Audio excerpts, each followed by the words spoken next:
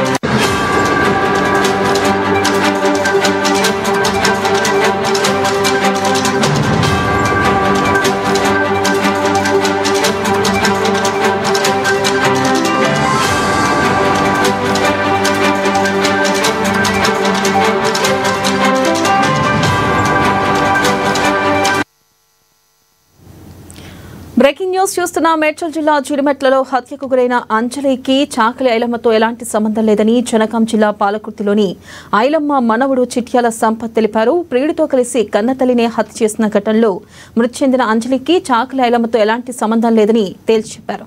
దీనిపై మనకి స్పందించడానికి ఫోన్ లైన్లో ఉన్నారు ఐలమ్మ మనవడు చెట్యాల సంపత్. వారితో మాట్లాడేద్దాం. సంపత్, చెప్పండి, నిన్నటి నుంచి సోషల్ మీడియాలో ట్రెండ్ అవుతుంది చాకలి ఐలమ్మ మనవరాలే అంజలి అంటూ కూడా చెప్పడం జరుగుతుంది. దీనిపై మీరు ఏమంటారు? అసలుకి అందరికీ నమస్కారం అండి.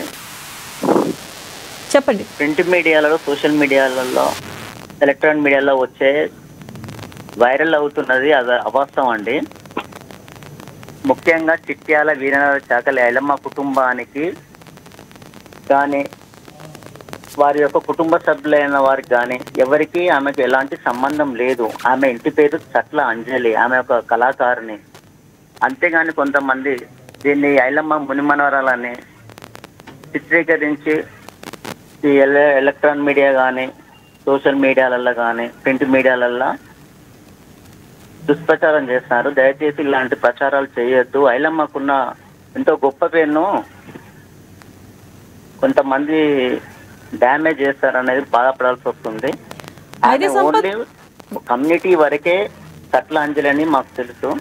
ఐలమ్మ కుటుంబ సభ్యులకు కానీ ఐలమ్మ కుటుంబానికి ఎలాంటి సంబంధం లేదండి. అయితే సంపత్, గతంలో కూడా మీ నాయనమ్మ పేరును వాడినట్టుగా తెలుస్తుంది. మరి గతంలో కూడా ఇట్లాంటి ఘటనలు జరిగినాయా?